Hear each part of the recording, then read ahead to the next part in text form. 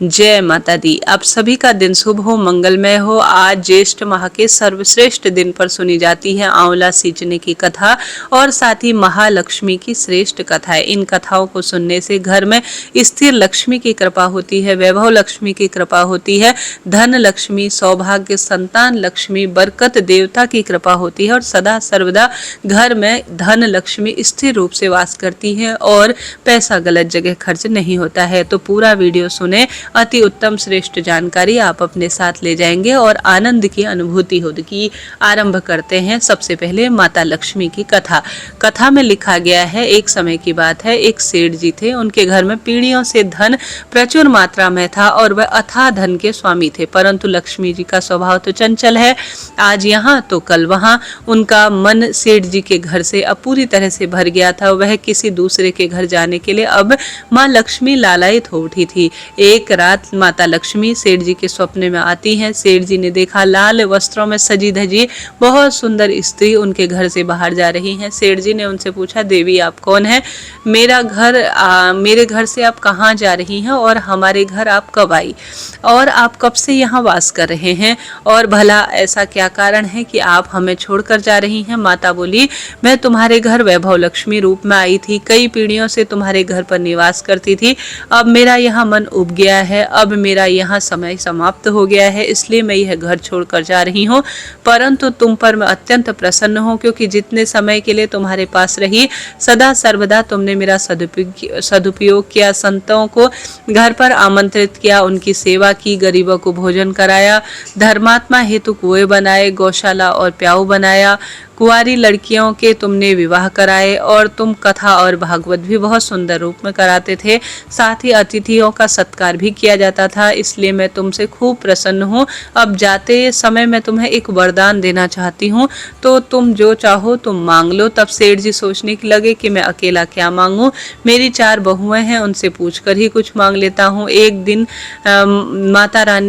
तब उसने एक दिन माता रानी से समय मांग लिया। तब सेठ जी ने माता लक्ष्मी से कहा, माता अगर आप प्रसन्न होकर जाना चाहती हैं तो जरूर से आप विदा लेकर जाइए, परंतु एक दिन का मुझे समय दीजिए, मैं अपने 4 बहुओं से सलाह मशवरा लेकर कल को आपको बताऊंगा कि मुझे क्या वर चाहिए। लक्ष्मी जी बोली, ठीक है, जैसी तुम्हारी इच्छा, मैं कल फिर से आ जाऊंगी, तब तुम अपना वर मांग लेना। ऐसा कहकर माता अंतर्ध्यान हो गई। अब सेठ जी ने सुबह उठते ही 4 बहुओं को बुलाया और अब उन्होंने अपने सपने में आई हुई सारी बात उनके सामने कही, बहुओं से सलाह मांगी। सेठ जी की सबसे बड़ी बहू बोली, आप माता के से सारे जो अनाज के गोदाम है ना वह भरवा लीजिए ताकि खाने की कोई कमी ना हो। सेठ जी की दूसरी बहू से पूछा तो वह बोली, पिताजी इतने अनाज रहेंगे तो उनमें कीड़े पड़ जाएंगे, अनाज खराब हो जाता है, ऐसे में पिताजी आप ऐसा करो, सोना चांदी और हीरा मोती भरवा लो।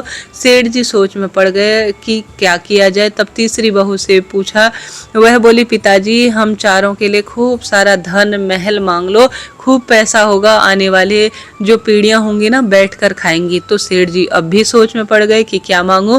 तब उनमें से एक छोटी बहू थी, वो बहुत धार्मिक प्रवृत्ति की थी और बुद्धिमान भी थी और मध्यम वर्गीय परिवार से थे और बहुत बुद्धिमान थी, गरीब सी लड़की थी, सब मजाक उड़ाते थे, परंतु ससुर जी जानते थे यह बहुत ही बढ़िया है और उत्तम विचार की है। वह बोली, पिताजी लक्ष्मी जी को जाना होगा ना तो वह अवश्य चली जाएंगी, फिर धन संपत्ति कुछ भी नहीं टिकेंगी। अगर आप जो मेरी माने तो एक सलाह मैं आपको देती हूँ, जिससे कि हमारे घर में अन्न धन भी रहेगा और हमारे घर में धन लक्ष्मी स्थिर रूप से वास भी करेंगी। और जो धन अगर आप मांगेंगे तो हमारी आने वाली पीढ़ियां अहंकार और आलसी हो जाएंगी, इसलिए पिताजी आप लक्ष्मी जी से कहिएगा कि अगर वह जाना चाहती हैं तो प्रसन्न होकर जाएं, किंतु हमें यह वरदान दे कि हमारे घर में सज्जनों की सेवा होती रहे, हरि कथा होती रहे, मेहमान आए तो उनका आदर सत्कार भी सदा सर्वदा होता रहे, परिवार के सभी सदस्यों में प्रेम बना रहे, क्योंकि अगर प्रेम होगा तो परिवार में कोई परेशानी भी आएगी तो मिलजुल कर सब काट लेंगे। सेठ जी को छोटी बहू की बात खूब जो है समझ में आई, वह प्रसन्न हो गए, वह खुशी खुशी रात होने का इंतजार करने लगे।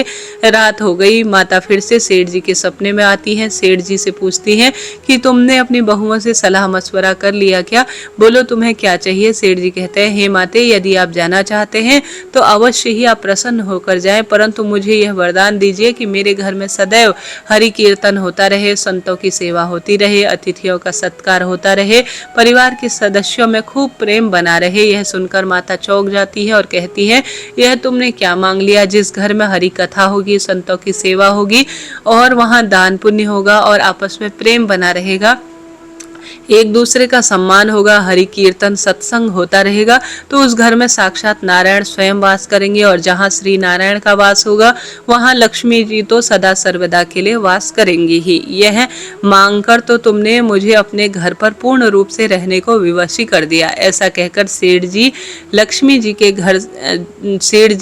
के घर लक्ष्मी जी फिर से पूर्ण रूप से स्थायी रूप से वास करने लगी।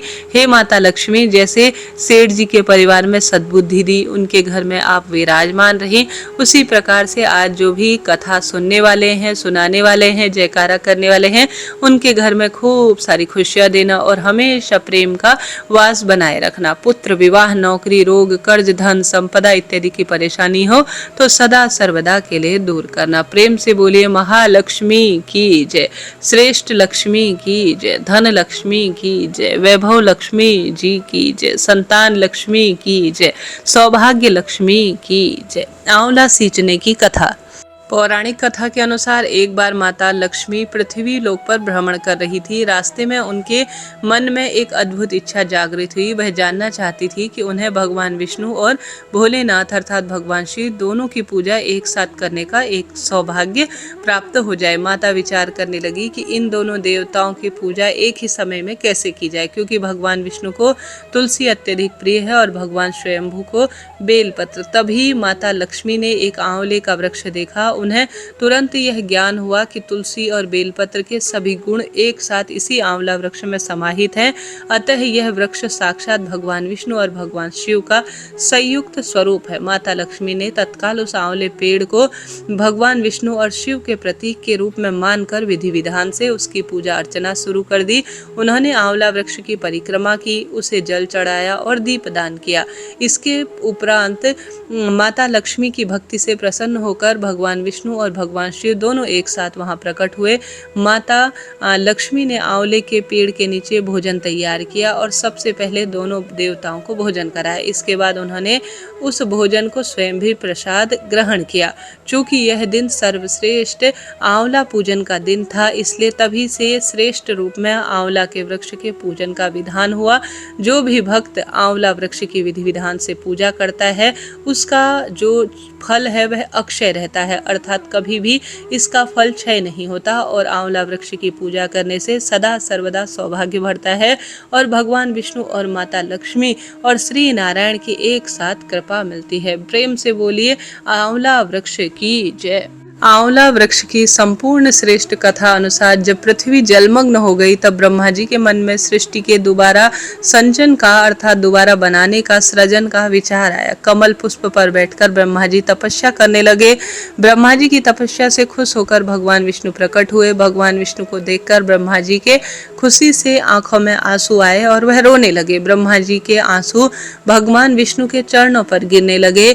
ब्रह्मा जी के आंसू से आंवले के वृक्ष की उत्पत्ति हुई। तब भगवान विष्णु ने ब्रह्मा जी से कहा, आपके आंसू से उत्पन्न आंवले का वृक्ष और फल मुझे बेहद प्रिय है और यह मेरा अंश माना जाएगा। साथ ही जो भी आंवला वृक्ष का पूजन करेगा उसके सारे पाप समाप्त हो जाएंगे और व्यक्ति को मोक्ष की प्राप्ति होगी।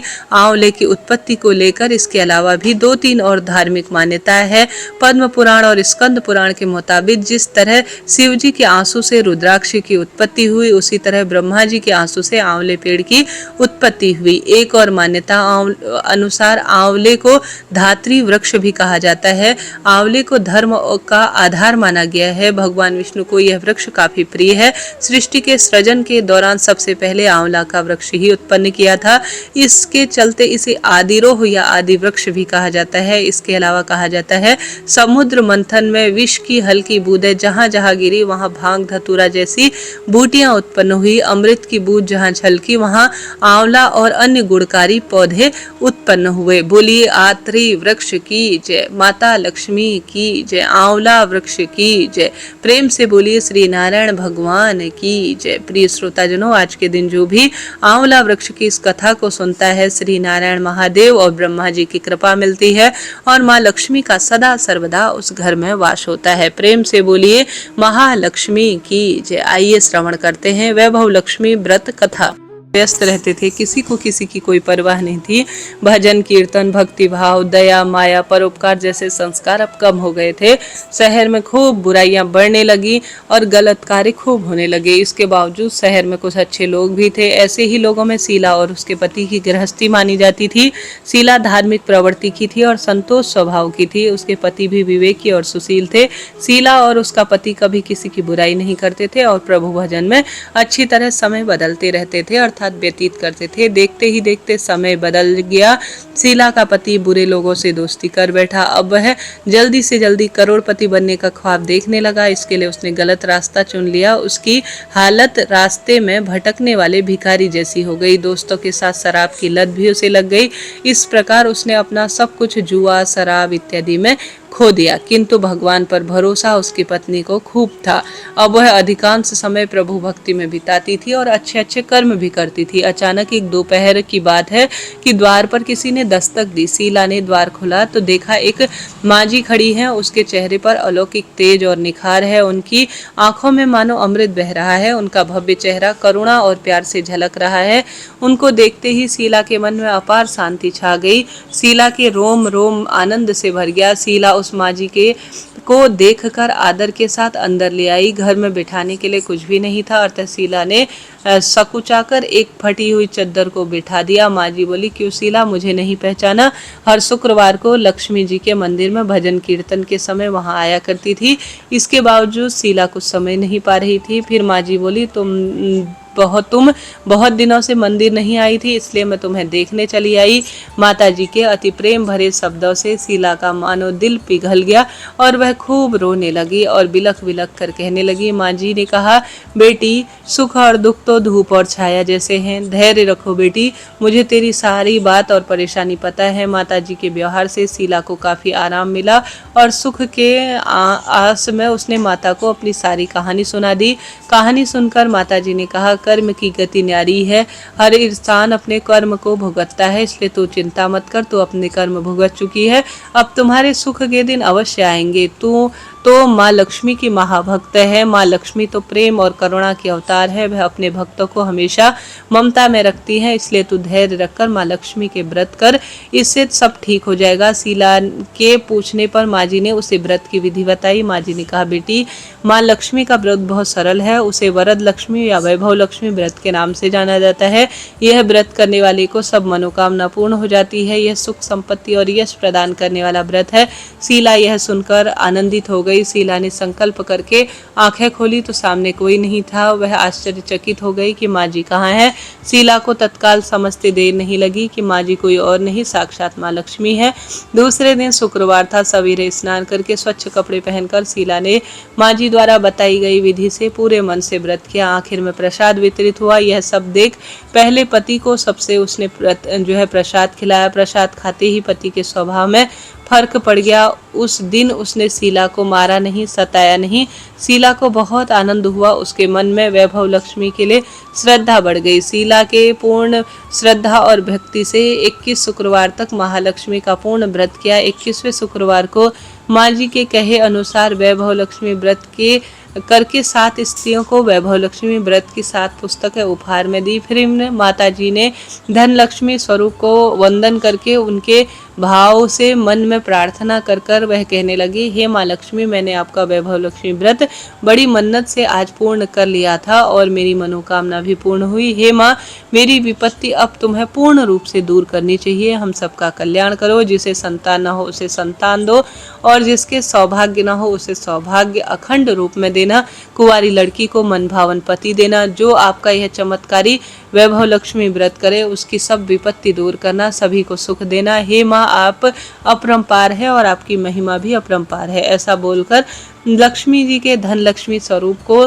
प्रणाम किया। व्रत के प्रभाव से शीला का पति अच्छा आदमी बन गया, कड़ी मेहनत करके व्यवसाय करने लगा। उसने तुरंत ही शीला के गिरवी रखे धन को छुड़ा लिया। घर में धन अचानक बढ़ने लगा, घर में पहले जैसी सुख शांति छा गई।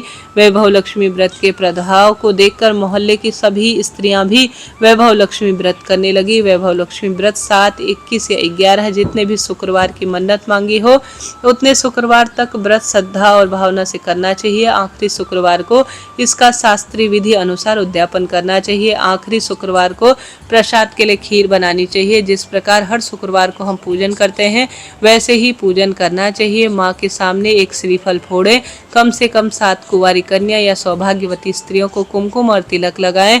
माँ वैभव लक्ष्मी व्रत की पुस्तक एक प्रति रूप में उपहार देनी चाहिए। सबको खीर का प्रसाद देना चाहिए। इसके बाद लक्ष्मी जी को श्रद्धा पूर्वक प्रणाम करना चाहिए। फिर माता लक्ष्मी के धन लक्ष्मी स्वरूप की छवि को वंदन कर कर मन ही मन भाव और प्रार्थना करें। हे माँ धन लक्ष्मी, मैंने आपका वैभव लक्ष्मी व्रत मन्नत पूर्ण करने के लिए मांगा था, आज यह व्रत पूर्ण हुआ। हे माँ, हमारी जो भी मनोकामना हमने बोली है वह पूर्ण करें। हमारी विपत्ति दूर करो, हम सबका कल्याण करो। जिसे संतान न हो उसे संतान दो। सौभाग्यशाली स्त्री का सौभाग्य अखंड रखना। कुंवारियों को मनभावन पति देना। जो आपका यह चमत्कारी वैभव लक्ष्मी व्रत करे उसके जीवन में सब खुशियों के सौभाग्य देना। जो आपका यह व्रत करे उसके जीवन में कोई विपत्ति न आए और सब विपत्ति से उसके परिवार को दूर रखना, सभी को सुखी करना। हे माँ, आपकी महिमा अपरंपार है, आपकी जय हो। ऐसा बोलकर लक्ष्मी जी के धन लक्ष्मी स्वरूप छवि को प्रणाम करना। प्रेम से बोलिए ओम महालक्ष्मी नमो नमः, वैभव लक्ष्मी नमो नमः। आइए प्रिय श्रोताजनों, आज के शुभ दिन में पीपल सींचने की कथा सुननी चाहिए। यह दिन अपने आप में सर्वश्रेष्ठ है। करते हैं पीपल सींचने की सबसे सुंदर ज्येष्ठ महीने की कथा और साथ ही सिद्धि विनायक गणेश जी की कथा भी सुनेंगे। आरंभ करते हैं। जैसा कि आप जानते होंगे, पीपल पेड़ में त्रिदेवों का वासा माना जाता है। ऐसे में इन सर्वश्रेष्ठ दिनों में पंच देवी देवताओं का ध्यान कर कर पीपल देवता को नमस्कार कर कर इन कथा का श्रवण किया जाए तो अनंत अनंत गुना लाभ मिलता है। शास्त्रों में लिखा गया है कि एक ब्राह्मण और एक ब्राह्मणी थे। उनके घर में किसी भी तरह की कोई भी कमी नहीं थी, बस दुख इस बात का था कि कोई भी उनके संतान नहीं है। ब्राह्मण और ब्राह्मणी नियम से रहते थे। दोनों का नियम था कि वह रोज पीपल वृक्ष को सींचने जाया करते थे। पीपल सींचने के लिए वह घर से कोसों दूर जाया करते थे। समय बीतता गया लेकिन उनका यह नियम नहीं बदला। वह दोनों नियमित रूप से यही प्रभु जी से प्रार्थना करते कि प्रभु जी हमारा नियम कभी न टूटे। भगवान को भोग लगाते थे। अब बुढ़ापा भी खूब नजदीक आ गया था, इसलिए कोसों दूर जाकर पीपल को सींचना उन्हें थोड़ा सा परेशान करने लगा और इतना काम भी नहीं हो पाता था। तब ब्राह्मणी अब थक सी जाती थी और ब्राह्मणी के अभी कोई संतान थी नहीं। बूढ़े हुए तो ब्राह्मणी सोचती थी कि हमारे कैसे पार लगेगी, हमारे तो कोई बेटा बहू भी नहीं है जो थोड़ा बहुत काम कर ले और हमें थोड़ा सा आराम भी दे और हमारा नियम भी ना टूटे। इस तरह सोचते सोचते बहुत चिंता करती और थक जाती थी। घर भी पीपल वृक्ष से कोसों दूर था। आने जाने में खूब परेशानी होने लग गई थी। अब वापस घर आते और घर के भी काम निपटाते थे। दोनों ब्राह्मण और ब्राह्मणी पीपल सींचने के साथ भगवान विष्णु और लक्ष्मी जी की विशेष पूजा भी करते थे। अब तो ब्राह्मण बहुत ही ज्यादा उदास और ब्राह्मणी भी परेशान रहने लगी और सोच में पड़ गई। यह सब देखकर ब्राह्मण बहुत अधिक दुखी रहता कि उसकी ब्राह्मणी बहुत अधिक परेशान है और ब्राह्मण कहता कि अब बहू तो ले आऊं, परंतु ब्राह्मण कहते अरे भगवान, कोई हमारे पुत्र ही नहीं है तो बहू कहाँ से लाऊं। तब ब्राह्मण कहते हमारे पास संपदा की तो कोई कमी नहीं है, बस एक बहू कहीं से आ जाए तो सब काम हो जाए। तब ब्राह्मण ने सोचा और ब्राह्मणी से कहा ठीक है, तुम थोड़ा सा आटा ले आओ और उसे एक पोटली में बांधो। और ब्राह्मण ने उस पोटली को 4 सोने के सिक्के भी डाल दिए और ब्राह्मण बहुत दूर ढूंढने के लिए इस पोटली को लेकर चला गया। ब्राह्मण चलते चलते कहीं दूर गांव में गया तो ब्राह्मण किसी गांव में पहुंचा। वहां लड़कियां मिट्टी से खेल रही थी और घर बना रही थी। ब्राह्मण वहीं बैठ गया। उन लड़कियों को खेलता हुआ देखने लगा। ब्राह्मण ने देखा कुछ लड़कियां तो घर बना रही हैं, कुछ उन्हें तोड़ रही हैं, लेकिन उनमें से एक लड़की अपना घर नहीं तोड़ती है। उस लड़की की सहेली से कहती है कि तू भी अपना घर तोड़ दे। तब वह लड़की कहती है नहीं, मैं अपना घर नहीं तोड़ूंगी, यह घर बड़ी मुश्किल से बनता है तो मैं इसे कैसे तोड़ सकती हूँ। ब्राह्मण को वह लड़की खूब पसंद आई। सब लड़कियां खेल खत्म करके अपने घर चली गई। ब्राह्मण उस लड़की के पीछे पीछे चलने लगा। फिर वह ब्राह्मण उस लड़की से कहते हैं कि बेटी, मैं 2 दिन से भूखा हूँ, क्या तुम मुझे खाना बनाकर दे सकती हो। तो लड़की कहती है ठीक है, आप मेरे घर चलिए। ब्राह्मण उनके घर जो है उनके साथ साथ चल दिया। घर पहुंचकर उस लड़की ने अपनी माँ से कहा, माँ यह ब्राह्मण देवता आए हैं, यह 2 दिन से भूखे प्यासे हैं, आप इन्हें कुछ खिला दो ना। तो माँ कहती है बेटी, मैंने तो खाना खा लिया है, अब घर में कुछ भी नहीं है। तब लड़की ने ब्राह्मण देवता से कहा, हमारे घर में तो खाने के लिए कुछ भी नहीं है, आटा भी नहीं है, हम आपको भोजन नहीं करा सकते। तो ब्राह्मण ने कहा, बेटा आटा तो मेरे पास पड़ा है, बस तुम इससे भोजन बनाकर और 2 रोटी मुझे दे दो, मुझे खूब भूख लगी है, मैंने 2 दिन से कुछ भी नहीं खाया। लड़की ने कहा ठीक है, मैं बना देती हूँ। वह आटा ले गई और अपनी माँ को दे देती है। माँ ने जैसे ही आटा छाना तो उसमें से 4 सोने की मोहरें निकलती है। सोने की मोहरें देखकर वह अपनी बेटी से कहती है कि यह ब्राह्मण देव को दे दो। लड़की ब्राह्मण देव को मोहरें दे देती है। तो ब्राह्मण कहते हैं बेटी तुम इसे रख लो, हमारे पास तो बहुत पैसा है, हमारे पास धन संपत्ति की कोई कमी नहीं है। लड़की को सिक्के अपने पास रखने के लिए उसने दे दिए। इतने में लड़के के पिता भी आ जाते हैं। फिर दोनों में बातचीत होती है। ब्राह्मण खाना खा लेते हैं। लड़की के पिता सोचते हैं यह ब्राह्मण तो बहुत अमीर है।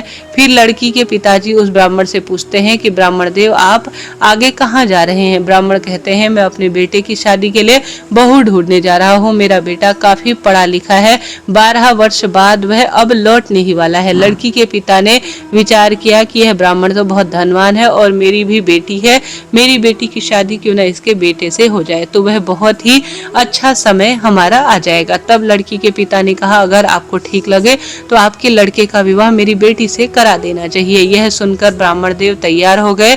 तब ब्राह्मण ने शकुन के तौर पर एक नारियल और 1.25 रुपए दिए। फिर ब्राह्मण देव ने कहा मेरा बेटा तो 12 साल बाद अब आने ही वाला है। फिर उन्होंने कहा कोई बात नहीं और ब्राह्मण वापस घर लौट आया। घर आकर ब्राह्मण ने सारी बात ब्राह्मणी को बता दी। कुछ समय पश्चात ब्राह्मणी ने ब्राह्मण से कहा कि आप विवाह कर उस लड़की को घर ले आओ। तो ब्राह्मण ने कहा ठीक है, कोई चिंता की बात नहीं है, शादी कैसे करेंगे। तो ब्राह्मण ने कहा खांडे के साथ विवाह कर दो। तब ब्राह्मण अपनी बहू को लेने के लिए उसके घर गया और उन्होंने लड़की के माता पिता से कहा मेरा पुत्र तो 12 वर्ष के बाद करीब करीब आ ही जाएगा, आप चाहें तो एक तो इस घड़े के साथ इसका विवाह कर सकते हैं। लड़की के माता पिता भी इस बात पर राजी हो गए। इस तरह लड़की का विवाह घड़े के साथ करा दिया गया। वह बहू बनकर उनके घर आ गई। बहू घर का सारा काम करती, खाना बनाती और ब्राह्मण ब्राह्मणी पीपल सींच कर आते तो पूरे घर का सुंदर तरीके से काम किया हुआ उन्हें मिलता। ब्राह्मण ब्राह्मणी भी इस कार्य से बहुत खुश हो गए। एक दिन की बात है, ब्राह्मणी के घर में आग खत्म हो गई। तब बहू पड़ोसन के वहां आग लेने के ले गई। उसने कहा मुझे थोड़ी सी आंच दे दो, मेरे सास ससुर आने वाले होंगे, मुझे जल्दी से उनके लिए भोजन तैयार करना है। तब पड़ोसन ने कहा तुम किसकी बहू हो। तो उसने कहा मेरा पति काशी पढ़ने गया है। तो पड़ोसन ने बहू से कहा तुमको तो जो है यहाँ पर पागल बनाया जा रहा है, उनका कोई पुत्र नहीं है, हमने कभी कोई इनका पुत्र देखा ही नहीं है, ये लोग झूठ बोल रहे हैं, तुम ऐसे ही यहाँ लेकर आए हैं तुम्हें। पड़ोसन ने बहू के बहुत कान भर दिए। बहू ने घर आकर बेमन से आज खाना बनाया, जेवर उतार दिए और कोई श्रृंगार भी नहीं किया। सास ससुर की जो है नाराजगी उसने दिखाई। उसने कहा कि आज सास ससुर आ जाए तो फिर संपूर्ण रूप से उन्हें पूरी बात बताऊंगी। उसने बहू ने आज खाना तो बनाया परंतु खाने में कोई स्वाद नहीं था, नमक लाल मिर्च खूब भर दिया था और बहू खूब आज गुस्से में थी। आज तो खाना बहुत ही खराब बना है, किसी ने घर को अच्छी तरह से लीपा भी नहीं है और किसी भी तरह से वह कार्य में आज मन नहीं लगा रही थी, क्योंकि मन ही मन उसके मन में ये बात चल रही कि आज मेरी जिंदगी खूब फीकी हो गई है। तब ब्राह्मणी समझ गई कि मेरे बहू के किसी ने आज कान भर दिए। उसको पता चल गया है कि मेरे बेटा है ही नहीं। तो फिर ब्राह्मणी बेचारी क्या करती, दूसरे दिन पीपल सींचने के लिए ब्राह्मण और ब्राह्मणी जाने लगते हैं। तो बहू अपनी सास से कहती है, आपने मुझे 6 कोठे की चाबी दी है लेकिन 7वें कोठे की चाबी नहीं दी है, मैं कौन सी बहू हूँ आपकी। तो उसने कहा, ऐसी बात नहीं बेटा, मैंने तो ऐसे ही चाबी नहीं दी थी, ये लो चाबी। और पीपल सींचने के लिए वह चुपके से भगवान का नाम जाप करते हुए चले गए और पीपल सींचते समय भगवान विष्णु का नाम लेते रहे, माँ लक्ष्मी का ध्यान करते रहे। सास ससुर के जाते ही बहू ने सारे ताले किसी न किसी तरह से खोल लिए। सभी 6 जो कोठे थे उनमें से हीरे मोती सोने गहने इत्यादि बहुत सुंदर कपड़े, किसी में स्वादिष्ट मिठाई बहू को मिली। ऐसे में बहू ने 7वां कोठा खोला और देखा भगवान विष्णु और माता लक्ष्मी बैठे हुए हैं। पीपल का पेड़ लगा हुआ है और वहां एक सुंदर लड़का बैठकर पूजा कर रहा है। तो बहू ने लड़के से पूछा, तुम कौन हो? लड़के ने कहा, मैं तुम्हारा पति हूँ। तो बहू ने कहा, तुम मेरे पति कैसे हो सकते हो, मेरा पति तो काशी पढ़ने गया है। तो लड़के ने कहा, नहीं, मैं काशी से आ गया हूँ, अभी 12 वर्ष पूरे नहीं हुए हैं इसलिए मैं यहाँ रुका हुआ हूँ। 12 वर्ष पूर्ण होने पर मैं अपने माता पिता से मिलूंगा। उससे मिलकर वह बहू बहुत खुश हुई और उसने 16 श्रृंगार किए, सारा घर का खूब राजी खुशी काम किया। आज स्वादिष्ट भोजन भी बनाया। फिर सास ससुर के आने पर खूब खुशी खुशी सारे काम किए और अपनी सास से पूछती है, माँ जी आप कहाँ जाते हो? तब वह कहती है कि हम पीपल सींचने जाते हैं, गांव से कोसों दूर एक दिव्य पावन पवित्र और सबसे श्रेष्ठ पीपल का पेड़ है और खूब समय से हम श्री नारायण माँ लक्ष्मी का पूजन करते हैं और पीपल पेड़ को सींचा करते हैं। वहाँ भगवान विष्णु और माँ लक्ष्मी साक्षात वास करते हैं। तब बहू कहती है कि माँ जी आप इतनी दूर पीपल सींचने आखिर क्यों जाते हैं? ये तो बहुत ही दूर है, हमारे तो घर पर ही परकोटे में पीपल का पेड़ लगा है। सास ससुर आश्चर्यचकित हो जाते हैं। परकोटे में जाकर सास ससुर देखते हैं, वहां एक पीपल का पेड़ है, भगवान विष्णु और माता लक्ष्मी साक्षात बैठे हैं और एक सुंदर लड़का भी पीपल पेड़ को पूज रहा है। तब वह पूछते हैं कि बेटा तुम कौन हो? तो उसने कहा, माँ जी मैं आपका बेटा हूँ। तो उन्होंने कहा, हमारा तो कोई बेटा नहीं है। तो लड़का कहता है, नहीं, भगवान विष्णु और माता लक्ष्मी ने आपको बेटा दे दिया है। और सास ससुर इस बात को सुनकर आश्चर्यचकित हो जाते हैं और खुश होकर कहने लगते हैं, भगवान ने हमारी बुढ़ापे में सुन ली है। तो सास ससुर कहने लगे कि हम लोग तो मान लेंगे कि तुम हमारे बेटे हो, तुम हमारी बहू हो, लेकिन पूरी दुनिया कैसे मानेगी? दूसरे दिन ब्राह्मणी ने लोहे की अंगूठी पहन ली और नदी के किनारे खड़े हो गए और दूसरे किनारे पर लड़का खड़ा हो गया, साथ में पूरा गांव भी इकट्ठा वहां हो गया था। ऐसे में सास ने नदी के किनारे जैसे ही अपने बेटे को पुकारा, बेटे ने माँ की आवाज दी, तुरंत ही माता के दूध की धार निकल आई जो कि लड़के के मुंह में गई। यह सब देखकर पूरे गांव वाले आश्चर्यचकित रह गए और ब्राह्मण ब्राह्मणी का यही पुत्र है, सबने यही मांग लिया। पीपल देवता, हे भगवान विष्णु, हे माता लक्ष्मी, जैसे आपने पीपल सींचने के सुंदर परिणाम स्वरूप ब्राह्मण ब्राह्मणी को पुत्र और बहू का सुख दिया, सुख संपत्ति दी, उसी तरह से जो भी इस कथा को सुने उसके जीवन में सदा सर्वदा कृपा बनाए रखना और सदा सर्वदा सौभाग्य बनाए रखना। बोलिए पीपल देवता की जय, माता लक्ष्मी की जय। माता लक्ष्मी की कथा अनुसार एक बूढ़ा ब्राह्मण था। रोज